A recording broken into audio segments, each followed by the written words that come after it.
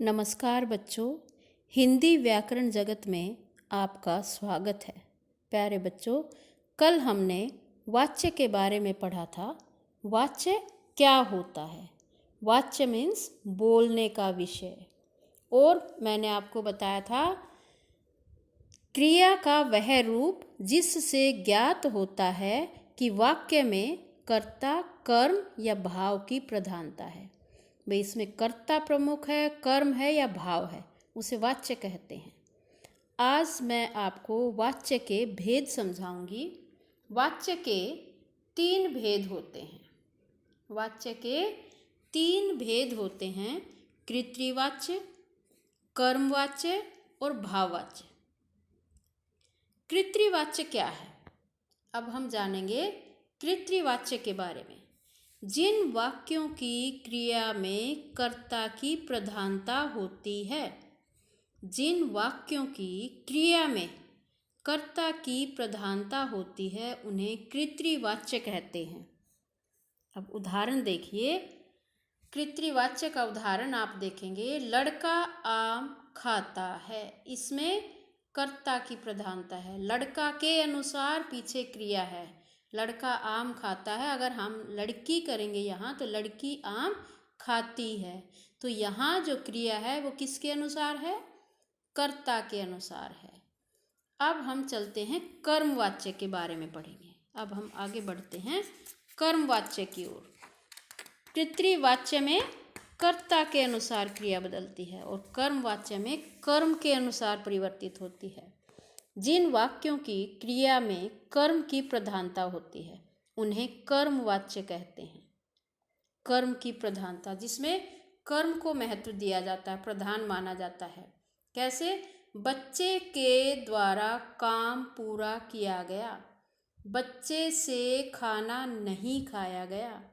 जैसा मैंने अभी जब मैंने कल शुरू किया था तो आपको एक उदाहरण बताया था, मोहन ने पानी पिया, सीता ने कॉफ़ी पी, या सीता के द्वारा कॉफ़ी पी गई।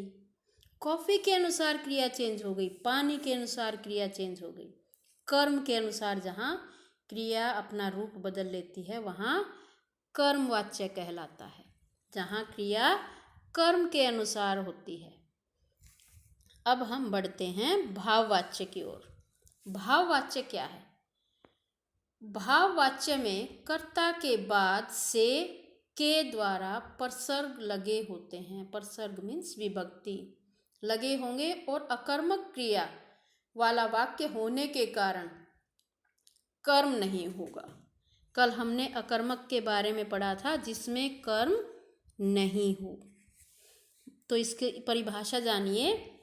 जिस वाक्य की क्रिया कर्ता या कर्म के अनुसार न होकर भाव के अनुसार हो।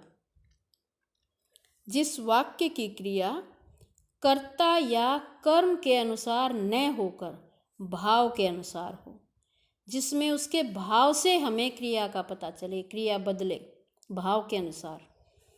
अब इसमें जो लिखा है वो उससे पीछे वाले दोनों भी हमें फिर से समझ आएंगे। कृत्रिवाच्य में कर्ता के अनुसार क्रिया बदलती है, कर्मवाच्य में कर्म के अनुसार क्रिया होती है और भाववाच्य में भाव के अनुसार क्रिया होती है।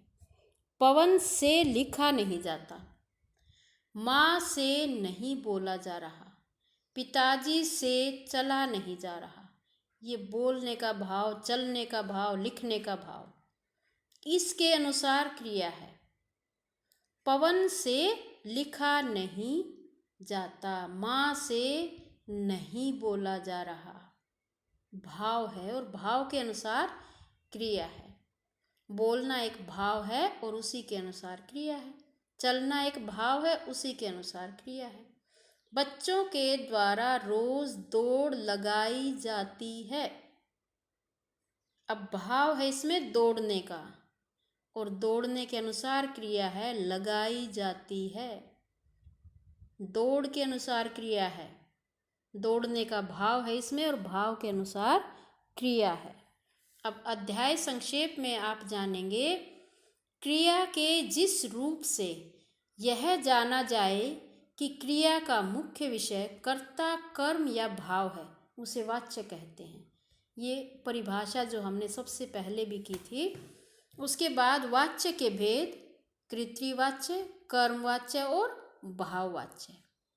ये आप इन तीनों की परिभाषाएं कृत्रिवाच्य, कर्मवाच्य और भाववाच्य और वाच्य की परिभाषा, ये परिभाषाएं याद करेंगे और इनके बारे में जानेंगे कैसे।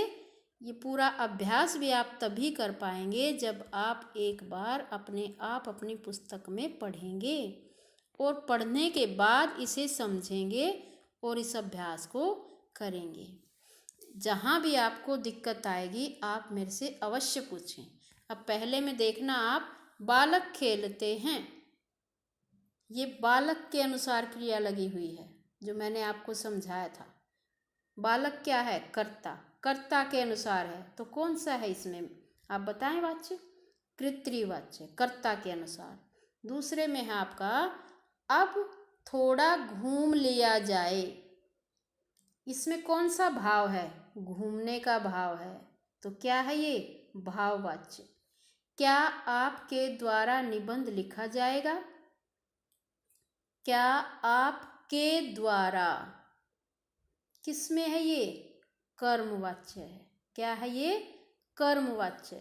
शौर्य से पढ़ा नहीं जाता, अब फिर इसमें भाव है, कौन सा भाव है? पढ़ने का। पढ़ा नहीं जाता, पढ़ने का भाव है, तो ये है आपका भाववाच्य। अनुपमा कक्षा में बैठी है, अनुपमा कक्षा में बैठी है, अब हम कैसे पता करेंगे ये कृत्रिवाच्य है या कर्म? अब हम अनुपमा को बदल कर देखते हैं। मोहन कक्षा में बैठा है, बैठी है अनुपमा। ये देखिए आप, कर्ता के अनुसार क्रिया है। अनुपमा अगर हमने लिखा है तो बैठी है क्रिया है, तो ये आपका है कृत्रिवाच्य। कर्ता के अनुसार क्रिया है, ये क्या है? कृत्रिवाच्य। अब अगर सारा मैं आपको बता देती हूँ तो आप मेहनत नहीं करेंगे और इसको ऐसे ही फिल कर लेंगे। आप पहले खुद करेंगे और जहाँ आपको दिक्कत आएगी वहाँ मेरे से पूछेंगे। धन्यवाद। आज के लिए इतना ही। आपका दिन शुभ हो।